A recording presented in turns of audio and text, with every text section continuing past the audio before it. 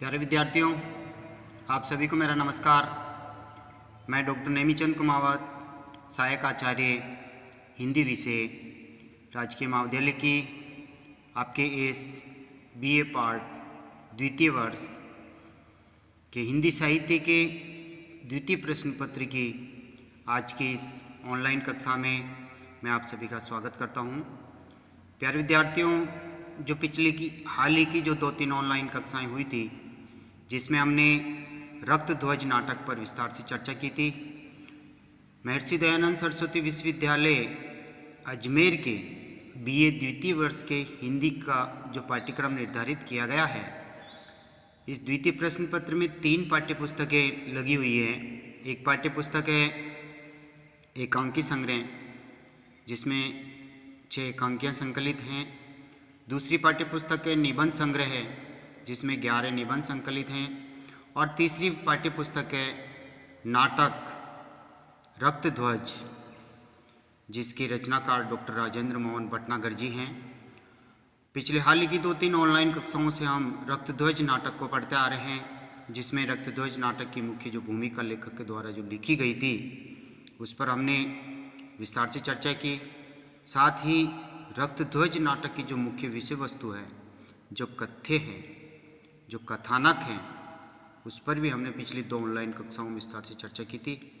आज हम पढ़ने जा रहे हैं इस रक्त ध्वज नाटक में जो पात्रों ने जो अपना अभिनय किया था।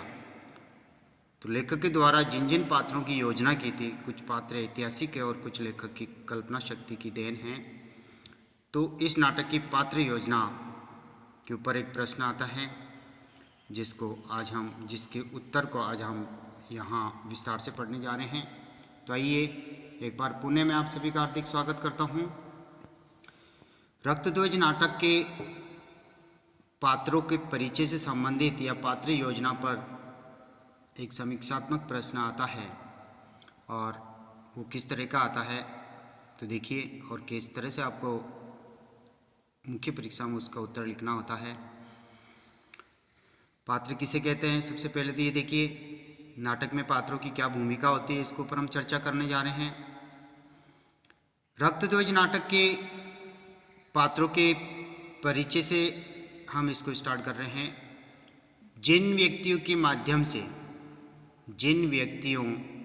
माध्यम से नाटक की समग्र घटनाएं घटित होती हैं, तथा जो व्यक्ति विषय वस्तु यानी कथानक से जुड़कर नाटक की घटनाओं से प्रभावित होते हैं, वे नाटक के पात्र कहलाते हैं। नाटक के पात्र भी 2 प्रकार के होते हैं, और ये जो दोनों प्रकार के पात्र हैं, देखिए, एक मुख्य पात्र और एक गौण पात्र।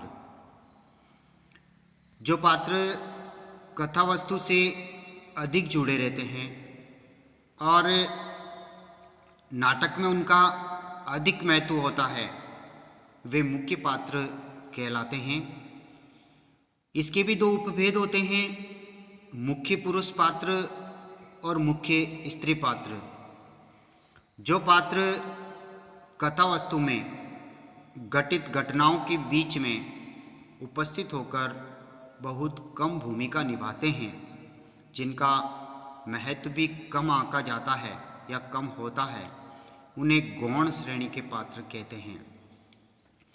और इन गौण श्रेणी के पात्रों के भी 2 उपभेद किए जाते हैं, जैसे गौण पुरुष पात्र और गौण स्त्री पात्र, यानी इनका महत्व बहुत कम होता है। रक्त ध्वज नाटक की जो पात्र योजना है, उस पर हम चर्चा करने जा रहे हैं। देखिए, रक्त ध्वज नाटक में लेखक ने कुल 26 यानी 26 पात्रों का चयन किया है। इस नाटक में 9 पात्र यानी 9 पात्र ऐसे हैं जिनकी नाटक में मुख्य भूमिका रही है।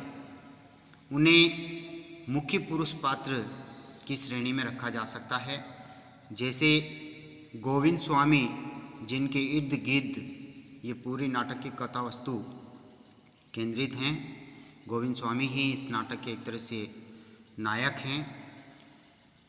साथ ही दूसरा पात्र है दित्या, तीसरा गणेशा, चौथा रुकाशा, पांचवा सुआन, छठा पुंजा, सातवां जय सिंह और आठवें दौलत सिंह और नौवें कर्नल छटन आदि नाटक के मुख्य पुरुष पात्रों की श्रेणी में आते हैं। इसी तरह से जो गौण पुरुष पात्र हैं उनमें कुरिया, भूरिया, महारावल विजय सिंह, नाहर सिंह और सैमसन आदि ये जो 5 पात्र हैं ये गौण पुरुष पात्रों की श्रेणी में आते हैं। यानी कुल 14 पुरुष पात्र हैं, जिनमें से 9 मुख्य पुरुष पात्र और 5 जो है गौण पुरुष पात्र। इन गौण पात्रों की जो भूमिका नाटक में बहुत कम रही है। इसी तरह कुछ ऐसे गौण पात्र भी हैं जो नाटक में यत्र तत्र आए हैं और जिनकी नाम मात्र की भूमिका है, अर्थात बहुत ही कम महत्व के हैं, जिन्हें नाटक के वाहक पात्रों की संज्ञा दी जा सकती है।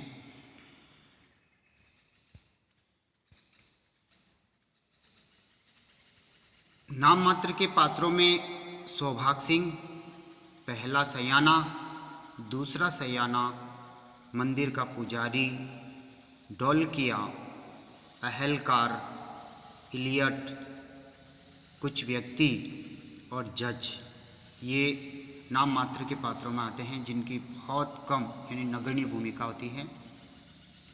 इसी तरह से स्त्री पात्रों में राजमाता मुख्य स्त्री पात्र हैं। चीमी और सावंती ये दोनों गौण स्त्री पात्रों की श्रेणी में रखी जा सकती हैं। रक्तध्वज नाटक के पात्रों का जो चरित्र चित्रण है हम उस पर दृष्टिपात करने जा रहे हैं। देखिए, नाटक में पात्रों के संवाद, क्रियाकलाप, कथन, उपकथन आदि से पात्रों की चारित्रिक विशेषताओं का उद्घाटन होता है, प्रकाशन होता है। चारित्रिक विशेषताएं उभर कर सामने आती हैं, जिसमें पात्रों की अच्छाइयाँ, बुराइयाँ, गुण दोष आदि का उद्घाटन होता है, जिसे चरित्र चित्रण कहा जाता है। रक्तध्वज नाटक में चरित्र चित्रण की प्रत्यक्ष और अप्रत्यक्ष दोनों पद्धतियों का प्रयोग हुआ है। प्रत्यक्ष चरित्र का उद्घाटन पात्रों के आपसी संवाद और क्रियाकलापों से होता है, जबकि अप्रत्यक्ष चरित्र का उद्घाटन नाटककार और अन्य पात्रों के कथनों से होता है। एक नाटक प्राय 3 अंकों का होता है, जिसके प्रत्येक अंक में कई दृश्यों का संयोजन होता है। पात्रों की संख्या अधिक होने पर नाटक के कलेवर में प्रत्येक पात्र की कम भूमिका होती है। मुख्य कथा केंद्रीय पात्र के इर्द गिर्द गतिशील रहती है। रक्तध्वज नाटक में भी 3 अंक हैं, जिनमें कुल 13 दृश्यों का संयोजन है। यानी 3 अंक और 13 दृश्यों में ये नाटक विभाजित हैं। इस नाटक में कुल 26 पात्रों का चयन हुआ है, जिनमें 23 पुरुष पात्र हैं और इन पुरुष पात्रों में भी 9 मुख्य पुरुष पात्र उभरते हैं, अतः 5 गौण पुरुष पात्र भी हैं। शेष 9 नाटक के वाहक नाम मात्र के पात्र हैं। ये वाहक पात्र रंगमंच पर केवल 1 या 2 बार ही आकर अपना अभिनय करके विलुप्त हो जाते हैं, गायब हो जाते हैं। पुनः इनका रंगमंच पर आगमन नहीं होता है। इनका नाटक में संक्षेप में और संकेत मात्र ही चरित्रांकन हुआ है। मुख्य और गौण पुरुष पात्रों का चरित्र स्पष्ट और भव्य रूप में उभरा है। राजमाता, चीमी और सावंती आदि 3 स्त्री पात्रों का भी इस नाटक में जिनका चरित्र उभरता है विशेष महत्व रखता है। मुख्य पुरुष पात्रों की जो चारित्रिक विशेषताएं उभर करके आती हैं वो इस प्रकार हैं, जिसे मुख्य पुरुष पात्रों का चरित्र चित्रण निम्नानुसार हम कर रहे हैं। पहले हैं गोविंद गिरी, जो इस नाटक के नायक की भूमिका में रहते हैं। ये रक्तध्वज नाटक की मुख्य भूमिका में नायक हैं। इन्हें आदिवासी भीलों का मसीहा और राष्ट्रीय चेतना का अग्रदूत कहा गया है। ये समाज सेवी हैं, समाज सुधारक हैं, सच्चे संत हैं, त्यागी, स्पष्ट वक्ता, सत्यवादी, अहिंसा प्रेमी, निर्भीक, अन्याय और अत्याचारों का विरोध ये करते हैं। इन्हीं के रूप में इनका चरित्र खुल करके पूर्णतया उभरा है। दूसरे पुरुष पात्रों के रूप में है दित्या। ये पात्र भील खेड़ा जो है गांव, उसका मुखिया है। इसका चरित्र एक खेड़े के शुभचिंतक के रूप में, सच्चे भक्त के रूप में, परम चतुर, दृढ़ प्रतिज्ञ और अशिक्षित, स्पष्ट वक्ता, वचन का पक्का, स्वामी भक्त और साहसी पुरुष पात्र के रूप में आदि विशेषताओं को लेकर के इनका चरित्र उद्घाटित हुआ है। तीसरे पुरुष पात्र की भूमिका में है सुवान। सुवान गोविंद गिरी का प्रिय शिष्य हैं। आरंभ में लेखक ने इसमें हीन भावना भी दर्शाई है, यानी रेखांकित की हैं। इसका मानना है कि हम तो ऊंची जाति वालों के पैर की जूती भी नहीं है। इसी अवसर पर उसका भाग्यवादी और भीरू स्वभाव भी उभर कर सामने आया है। उसका विचार है कि यदि हम खान पान, रहन सहन आदि ऊंची जाति वाले या ऊंचे वर्ग वाले व्यक्तियों के सम्मान करेंगे तो वे लोग हमसे नाराज होकर और अधिक हम पर अत्याचार करेंगे। वे नहीं चाहता कि हम उनसे लड़ भिड़ जाएं, जिनकी छाया तले हम जीते हैं और जो हमारे स्वामी हैं और हमारे अन्नदाता हैं, वे ईंट का जवाब पत्थर से देकर हिंसा प्रिय हैं। वह जानबूझकर व्यर्थी प्राण खोना नहीं चाहता है। बाद में वह भगत पंथ का सच्चा अनुयायी होकर अहिंसा प्रेमी बन जाता है। अंत में मानगढ़ पहाड़ी पर हत्यारों की गोली का शिकार होकर भील समाज के लिए अपना आत्म बलिदान दे देता है।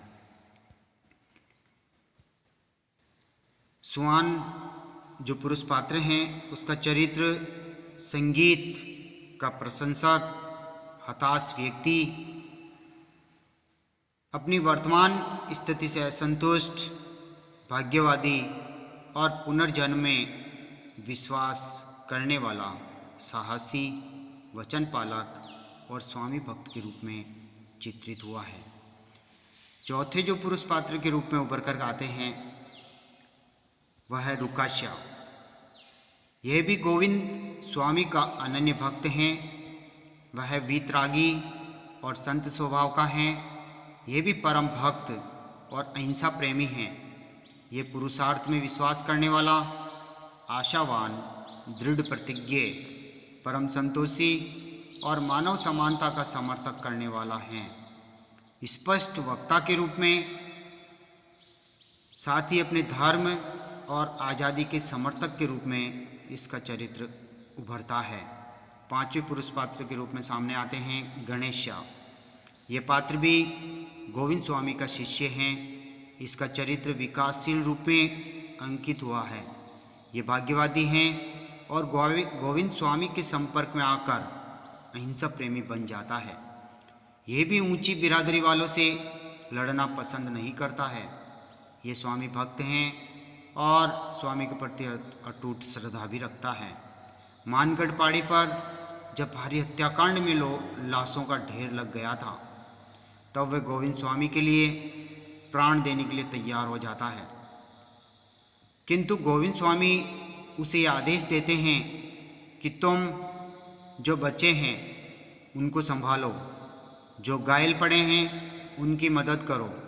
अंततः यथार्थ को समझने वाला, आज्ञा पालक और सचेत बुद्धि वाले के रूप में गणेशा का चरित्र इस नाटक में रेखांकित हुआ है। अगले छठे पुरुष पात्र के रूप में है पूंजा। रक्तध्वज नाटक में पूंजा का विशेष महत्व है। वह गोविंद स्वामी का प्रिय शिष्य होकर भी बाद में उन्हीं के खिलाफ जाकर बयान दे देता है। सातवें पुरुष पात्र के रूप में जय सिंह। यह पात्र डूंगरपुर राज्य के एक प्रहरी के रूप में सामने आते हैं। वह विश्वासघात करके राज्य को फिरंगियों के नियंत्रण में करा देता है। अगले पुरुष पात्र के रूप में है दौलत सिंह, आठवें पुरुष पात्र। तो प्यारे विद्यार्थियों, आज की इस ऑनलाइन कक्षा को हम यहीं समाप्त करते हैं। इस रक्तध्वज नाटक की पात्र योजना पर हम विस्तार से आज की इस ऑनलाइन कक्षा में हमने चर्चा की है, और अगली जो ऑनलाइन कक्षा होगी उसमें भी हम इसी रक्तध्वज नाटक के शेष रहे पुरुष पात्र और स्त्री पात्रों की चारित्रिक उद्घाटन पर या चरित्र चित्रण पर हम विस्तार से चर्चा करेंगे। आज की इस ऑनलाइन कक्षा को हम यहीं समाप्त करने जा रहे हैं।